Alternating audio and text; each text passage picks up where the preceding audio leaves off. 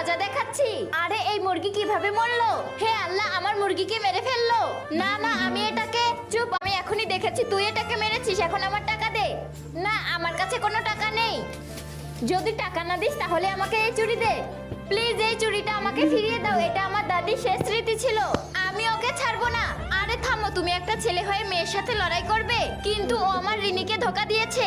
মেয়েদের গায়ে হাত ওঠানো ঠিক হবে না। তুমি থামো, আমার কাছে একটা আইডিয়া আছে। এই চুড়ি বিক্রি করে তো আমি লাখ টাকা পাবো। এখনো বুঝতে পারবে।